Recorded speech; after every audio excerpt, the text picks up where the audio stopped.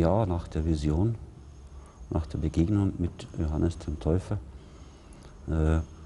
erhielt ich auch mediale Botschaften von dem Johannes, von diesem Johannes.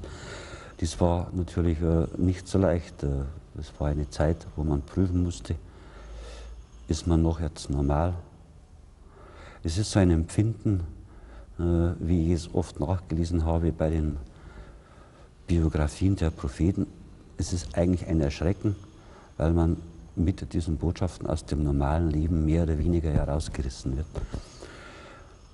Einige Jahre erhielt ich diese Botschaften und prüfte es, und der Hintergrund dieser Botschaften war tatsächlich die Wiederkehr Johannes des Täufers, auch die Wiederkehr des Geistes Christi in diese Welt. Was die Propheten als die Endzeit nennen oder die Zeit des Gerichtes, darüber spricht Johannes der Täufer in seinen Botschaften.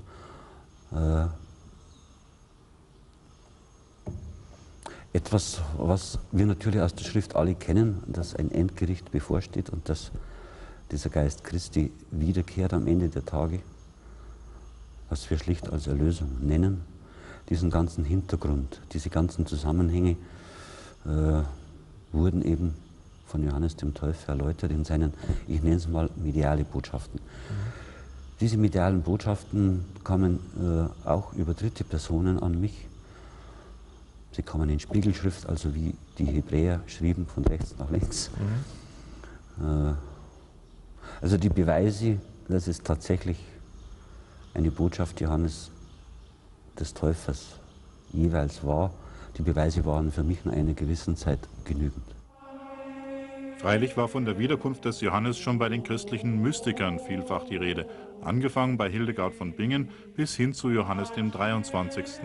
Der Täufer taucht immer wieder als Wegbereiter eines neuen Jerusalem auf. So gesehen steht Altinger der christlichen Tradition weit näher als den modischen, esoterischen Endzeitprophezeiungen.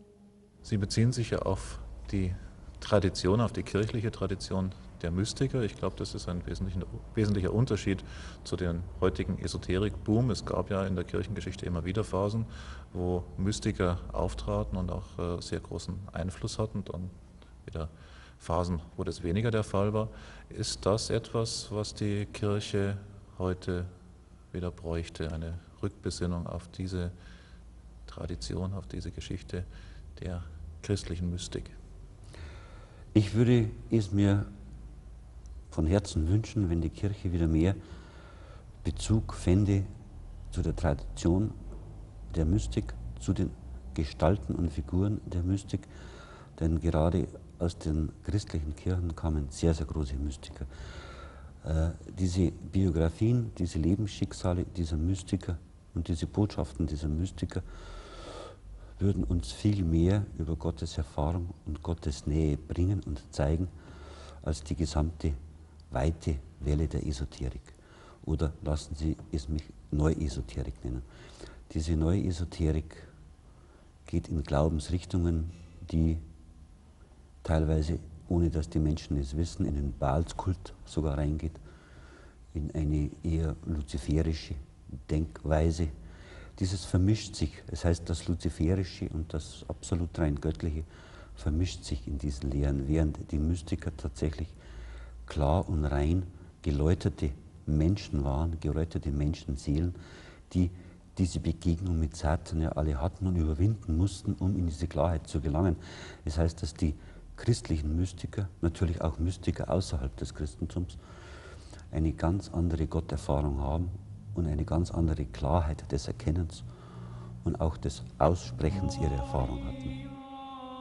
Hans-Bernd Altinger, Visionär oder religiöser Schwärmer.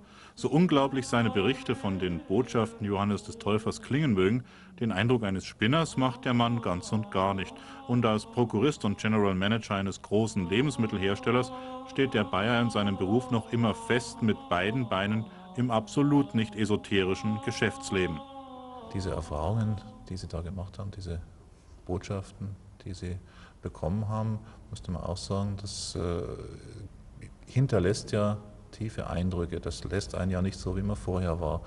Trotzdem, Sie sind nicht in die Wüste gegangen, nicht als Eremit irgendwo, auch nicht als Wanderprediger, der durch die Lande zieht und die Menschen zur Umkehr aufruft. Sie haben nach wie vor einen ganz fordernden, einen ganz bürgerlichen Beruf. Sie haben nach wie vor Familie. Sie haben nicht wie Nikolaus von der Flühe eine Klause aufgemacht. Warum das? Fehlt Ihnen die letzte Konsequenz oder ist das auch ein Weg, eine Möglichkeit, die Sie unterstreichen können, wo Sie sagen können, ja, das geht, das kann man machen? Also zunächst hatte ich viele Passagen und Zeiten in meinem Leben seit der Begegnung eben mit der Gestalt Johannes des Täufers, wo ich mich gerne in die Wüste zurückgezogen hätte oder eben wie Nikolaus von der Flühe in eine Klause gegangen wäre. Aber wir leben in Bayern, das sicherlich ein sehr schönes Land ist, aber ich denke, dass es nicht möglich wäre, hier in einer Klause zu leben. Die Gesetze würden es gar nicht zulassen. Ich muss aber, oder sagen wir mal so, ich kann mein Leben nicht mehr so gestalten, wie es mein Mensch sich vorstellte oder gar wollte. Ich muss mich doch mehr danach ausrichten, wie Johannes der Täufer mein Leben gestalten will. Das sagt man so leicht, das klingt vielleicht auch sehr erhaben, aber es steckt mehr dahinter, als es so zunächst den Anschein hat.